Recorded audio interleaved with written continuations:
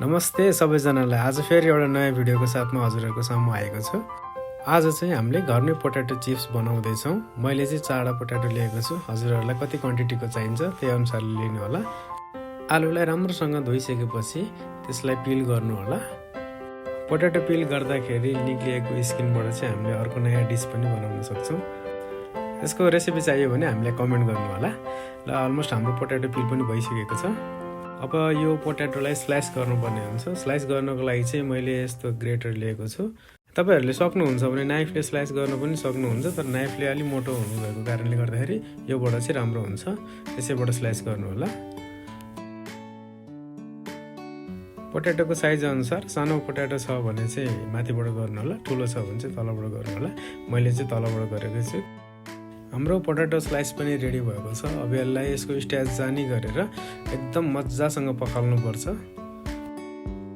भिडियोमा देखाए जस्तै पोटेटोलाई राम्रोसँग पखाल्नु होला। लगभग 4-5 पानीमा पखाल्नु पर्ने हुन्छ।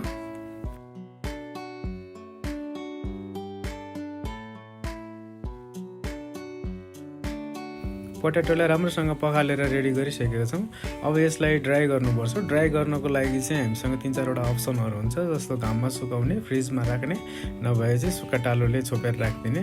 अहिले अब घामको अप्सन नभएको कारणले गर्दाखेरि मैले चाहिँ फ्रिजमा हाल्न लागेको छु। यो ट्रेमा हालेर चाहिँ फ्रिजमा हाल्दिन्छु मैले 1 घण्टा। अब 1 घण्टा राख्नुपर्छ। त्यसपछि बल्ल त्यो सुक्खा हुन्छ। यसरी आलुलाई पातलो गरेर ट्रेमा हाल्नुहोस् र फ्रिजमा हालेर 1 घण्टाको लागि छोड्दिनुहोस्। पोटेटो पनि ड्राई भइसकेको छ। मैले फ्रिजबाट निकाले। अब यसलाई फ्राई गर्नुपर्ने छ। फ्राई गर्नको लागि तेल रेडी भइसकेको छ मेरो।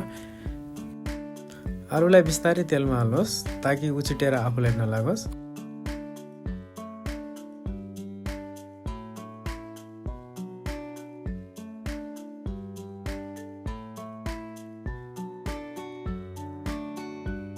फ्राई गर्ने बेलामा सनफ्लावर नभए सोयाबिनको तेल लिनु होला। सानो ग्यासमा मजाले फ्राई हुन दिनुस्। यसको कलर चाहिँ गोल्डन ब्राउन हुनुपर्छ।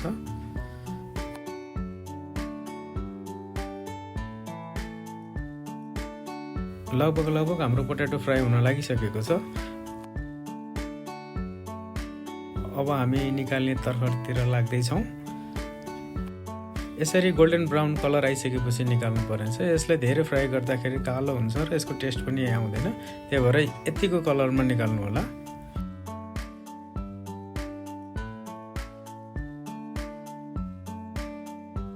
यतिको कलरमा आलु निकालिसकेपछि अब हामी मसलाको मेन प्रोसेसमा लाग्दै छौं। स्वाद अनुसारको नुन हाल्नुहोस्,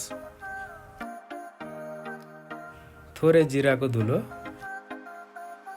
थोरै कालो नुन, थोरै टेस्टिङ पाउडर पनि हाल्नुहोस्, थोरै मरिचको धुलो पनि,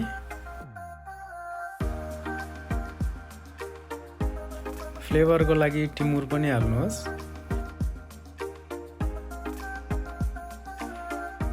अनि स्वाद अनुसारको चाट मसला पनि हाल्नुहोस्।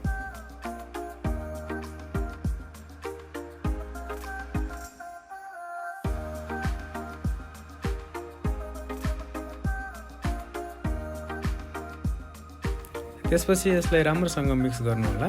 मिक्स गर्नलाई मैले चाहिँ पहिला स्पुनबाट मिक्स गर्ने कोसिस गर्दै थिएँ, तर त्यति राम्रोसँग मिक्स नभएको कारणले गर्दाखेरि मैले चाहिँ यसलाई आफ्नै तरिकाले मिक्स गर्दै छु। यसरी आलुलाई कभर गरेर आफ्नो हिसाबले यस्तो तरिकाले मिक्स गरेको छु। तपाईहरुलाई कसरी सजिलो लाग्छ त्यसरी मिक्स गर्नु होला।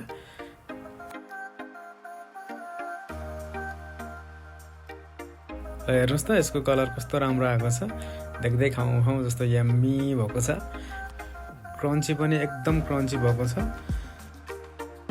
यसलाई स्टोर गरेर पछि आफूलाई चाहिएको बेलामा पनि खान सक्नुहुनेछ।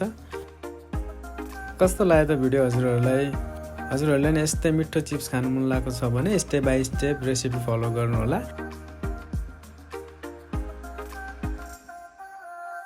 अनि कमेन्ट पनि गर्नु होला भिडियो कस्तो भयो, मन पर्यो परेन, लाइक, शेयर, सब्स्क्राइब सबै गर्नु होला। Thank you for watching.